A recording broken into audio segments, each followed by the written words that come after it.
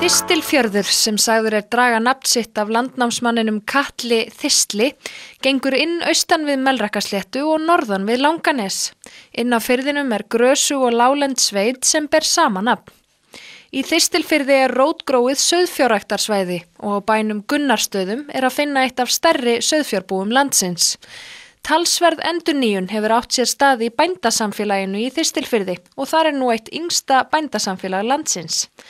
Oddvitinn á staðnum, Sigurður Þór Guðmundsson, settist niður með okkur fyrir nokkru og sagði okkur meðal annars hvernig svona ungt bændasamfélag ólíkt þeim sem eldri eru.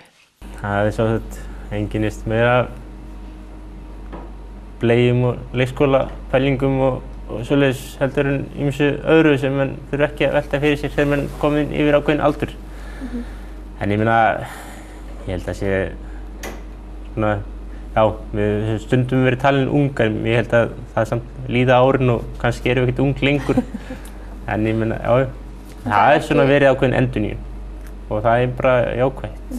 Ég meina, það allavega eitt einkenni að ég meina, það allir að búa, allir að halda áfram og ég meina, fólk í fjárfestingum og rekstri og uppbyggingu og ég meina, svona in it for the long run, eða allar að halda áfram. Ég meina, það alltaf skemmtilega en menn sé að fara að hætta. Og hvað þýðingu hefur það fyrir sveitina? Ég meina, það náttúrulega bara hefur það þýðingu. Ég meina, að í sveitinni býr fólk sem allar að búa þarna næstu 30-40 árin. Ég meina, og það náttúrulega bara svona, ákveð pepp alltaf að, ég meina, vita að það allir bara að vinna í því að halda áfram. Og einhver svona uppsveifla í menningu eða öðru, finnurðu það? Nei, ekki meðan við erum öll með börn á leikskólaaldri. Það var svona fer svolítið svona orkan í það. Ég meina auðvitað, það auðvitað, ég meina við, félagsvist ennþá stundaður og ég meina það auðvitað skólaskemmtanir og við svona reynum að gera okkur glaðan dag þegar já, okkur langar. Var þetta samheldinn hópur? Þekkjast allir? Við þekkjast allir og við erum auðvitað missamheldin. Ég meina, við þurfum alveg svo menn þurfa að gleðjast saman og þú þurfum að rífast saman líka og ég meina, það auðvitað átök og allt það eins og bara fylgir í öllum, nánum samfélögum. Við erum ekki alltaf sammála en ég held að við svona leysum okkar mál alltaf bara eins og fólk þarf að gera þegar á sína nágranna og bara, menn starfa saman. Þetta fólk sem að halda áfram búskap frá foreldrum sínum eða kaupa jörðir? Nei, við keyptum okkar jörð og ég meina það er ekki auðvitað svolítið það, kannski til helminga eitthvað, en ég meina það líka fólk að koma nýtt inn í búskapinn. Auðvitað svolítið mikið það, hvað segja, það alltaf einhver tengsl. Svolítið alltaf einhver tengsl. En það bæði til, Og það fólk sem ættað þaðan og að halda áfram búskap, þetta fólk sem fer burt og sækir sér menntun eða annað og kemur svo tilbaka, eða hvernig það?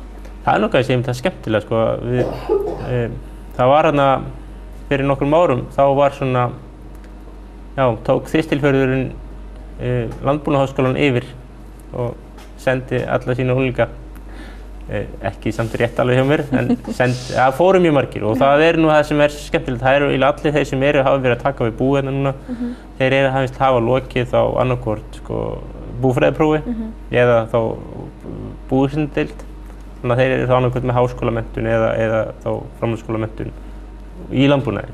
Og hverju breytir það? Það náttúrulega bara breytir því að þú veist hvað þetta gera, þú veist kannt fræðin, ég meina þetta ekkert, þetta mjög, landbúnaður, búskapur, þetta mjög svona fjölbreytt fag og ég meina, jú, það ekkert mál að vera bóndi, þó þú hafir ekki farið í skóla, en ég meina, það svo margar ákvarðanir sem snýst hvernig þú ætlar að taka, ég meina, þetta eru bú sem velta orðið, hvað ég að segja, 10, 15, 20, 30, 40 milljónum, 50 milljónum og og það bara að helja, það rekstrapælingar, ég meina þú ert með hæga veltu, skuldsett og ég meina þetta bara stór rekstrapælingapakki og þú ert bara að kunna það, þetta bókhald, ég meina þetta líffræði, ég meina þú ert að stúsast með skepnur allan daginn og ég meina þú þarft að kljást við fóðureiturinn, helti, fótbrot, allt þetta og allt sem getur verið að. Þú vilt fóðra þær betur, þá þarft að vita er þetta spurning prótínfóðrun, orkufóðrun, er þetta spurning steinindafóðrun, kalkskort eða hvað það sem þú ert að kljást við. Þú ert alltaf í búskapnum að tækla vandamál. Það er alltaf eitthvað að og þá er þetta bara spurning hvað kanntu mikið til að takast á við það og takast rétt á við það. Og það er það sem skólinn á að búa mann undir. Sigurður segir það verkefni sitt og sveitunga sinna að auka fjölbreytni í landbúnaði í Þistilfirði og að æskilegt væri að koma þar upp kúabúi. Hann talar jafnframt að eitt af því sem Þistilfjörður nýtur góðs af og stuðli að fjölbreytni á svæðinu sé nálægðin við útgerðina á Þórshöfn. Þetta eru árstíðabundin vertíðastörf, bæði búskap, sauðfjárbúskapurinn og síðan útgerðin á Þórshöfn og þarna hafa menn fundið mjög góða samblöndu af atvinnu við landbúnað og sjávarútveg. Að menn eru í báðum geirum sem styrkir rauninni undir hvoru tveggja. Ég meina, núna er loðnuvertíð í gangi á Þórshöfn og þá eru mjög margir bændur í að vinna í henni. Ég meina, enda mjög rólegu tími í sauðfjárbúskapnum akkurat núna.